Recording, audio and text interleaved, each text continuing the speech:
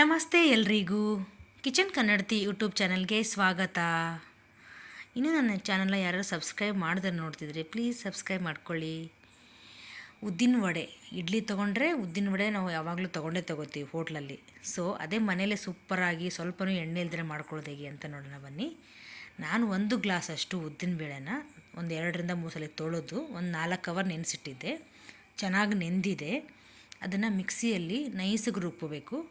ಸ್ವಲ್ಪ ಒಂದು ಅರ್ಧದಷ್ಟು ಉದ್ದಿನಬೇಳೆ ಹಾಕ್ಕೊಂಡು ಸ್ವಲ್ಪ ಉಪ್ಪು ಹಾಕ್ಕೊಂಡು, ನಾನು ನೀರು ಹಾಕ್ಕೊಂಡಿಲ್ಲ ಇವಾಗ, ಹಾಗೇ ಗ್ರೈಂಡ್ ಮಾಡ್ಕೊಂಡಿದ್ದೀನಿ. ಈ ಥರ ಆಗಿದೆ. ಸ್ವಲ್ಪ ತರಿ ಆಗುತ್ತೆ, ಯಾಕಂದರೆ ನೀರು ಹಾಕಿಲ್ಲ ಅಂದರೆ ಅಷ್ಟು ಬೇಗ ಸಣ್ಣ ಆಗೋಲ್ಲ. ಹಾಗೆ ಅದನ್ನ ಸ್ವಲ್ಪ ನೀರು ಹಾಕ್ಕೋಬೇಕು, ಜಾಸ್ತಿ ಸಡನ್ನಾಗಿ ಹಾಕ್ಕೋಬಾರ್ದು. ನಾನು ಒಂದು 2 ಸ್ಪೂನಷ್ಟು ಹಾಕ್ಕೊಂಡಿದ್ದೀನಿ. ಮತ್ತು ಈ ಥರ ಆಗಿದೆ. ನಾನು ಸ್ವಲ್ಪ ನೋಡಿದ್ರೆ ಸ್ವಲ್ಪ ಕೈಲಿ ಮುಟ್ಟಿದ್ರೆ ತರಿ ಇದೆ. ಫುಲ್ ನೈಸಿಗಿರಬೇಕು ಹಿಟ್ಟು, ಒಂಚೂರು ತರಿ ಇರಬಾರ್ದು, ಅಂದರೆ ಸಾಫ್ಟ್ ಬರುತ್ತೆ ವಡೆ. ಇಲ್ಲ ಅಂದರೆ ಒಂಥರ ಬಿರ್ಸಾಗ್ಬಿಡುತ್ತೆ. ಹಾಗಾಗಿ ಈ ಥರ ಆಗಿದೆ ಹಿಟ್ಟು. ಇವಾಗ ಫುಲ್ ಸಾಫ್ಟಾಗಿ ಆಗಿದೆ ನೈಸಿಗೆ. ಹಾಗೆ ತೆಗೆದು ನೋಡ್ತಾ ಇರಬೇಕು, ಅದು ಮಿಕ್ಸಿ ಮಾಡಬೇಕಾದ್ರೆ ಒಂದು 2-3 ಸಲ. ಈಗ ನಾನು ಫುಲ್ 2 ಸಲಿನೂ ರುಬ್ಕೊಂಬಿಟ್ಟಿದ್ದೀನಿ. ಒಂದು 2 ಸಲ ಆಯಿತು ಜಾರಲ್ಲಿ. ಈ ಥರ ಆಗಿದೆ.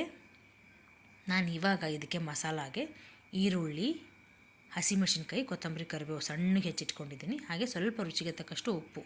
ಆವಾಗಲೇ ರುಬ್ಬಬೇಕಾದ್ರೆ ಉಪ್ಪು ಹಾಕಿದ್ನಲ್ಲ, ಹಾಗಾಗಿ ಇನ್ನೇನು ನಾವು ವಡೆ ಬಿಡ್ತೀವಿ ಅಂದಾಗ, ವಡೆ ಕರಿತೀವಿ ಅಂದಾಗ ಇದನ್ನೆಲ್ಲ ಹಾಕ್ಕೋಬೇಕು. ಫಸ್ಟೇ ಹಾಕಿ ಕಲಸಿಡಬಾರ್ದು. ಸೊ ಹಾಗಾಗಿ ಅದನ್ನ ಮಿಕ್ಸ್ ಮಾಡ್ಕೊಂಡಿದ್ದೀನಿ. ಎಣ್ಣೆ ಕಾದಿದ್ದಿಲ್ಲ ಅಂತ ಸ್ವಲ್ಪ ನೋಡೋಣ. ಎಣ್ಣೆ ಕಾದಿದೆ ಇವಾಗ. ಈ ಥರ ಹಾಕಿದ ತಕ್ಷಣ ಫುಲ್ಲು ನೊರೆ ಬಬಲ್ಸ್ ಬರುತ್ತಲ್ಲ, ಸೊ ಎಣ್ಣೆ ಚೆನ್ನಾಗಿ ಕಾದಿದೆ. ಮತ್ತು ಸಿಮ್ಮಲ್ಲಿಟ್ಟು ಬೇಯಿಸಬೇಕು ವಡೆ ಎಲ್ಲ. ಜೋರಿಟ್ಬಿಟ್ರೆ ಏನಾಗುತ್ತೆ, ಮೇಲೆಲ್ಲ ಬೇಯುತ್ತೆ, ಒಳಗಡೆ ಹಸಿ ಹಂಗೆ ಹೊರತು. ಹಾಗಾಗಿ ಆದಷ್ಟು ಸಿಮ್ಮಲ್ಲಿಟ್ಟು ನಿಧಾನಕ್ಕೆ ಅದು ಬಬಲ್ಸ್ ಬರೋದು ಸ್ಟಾಪ್ ಆದಮೇಲೆ ನಾವು ತಿರುಗಿಸಿ ಹಾಕಬೇಕು. 2 ಕಡೆ ಚೆನ್ನಾಗಿ ಇವನ್ನಾಗಿ ಬೇಯುತ್ತೆ ಅದು ಸಣ್ಣಗಿಟ್ಟು. ಸೊ ತುಂಬ ಟೇಸ್ಟ್ ಕೂಡ ತುಂಬ ಚೆನ್ನಾಗಿರುತ್ತೆ. ನೋಡಿ, ನೀವು ಒಂದ್ಸಲ ಟ್ರೈ ಮಾಡಿ, ಹೇಗೆ ಬಂದಿದೆ ಅಂತ ಕಮೆಂಟ್ ಮಾಡಿ.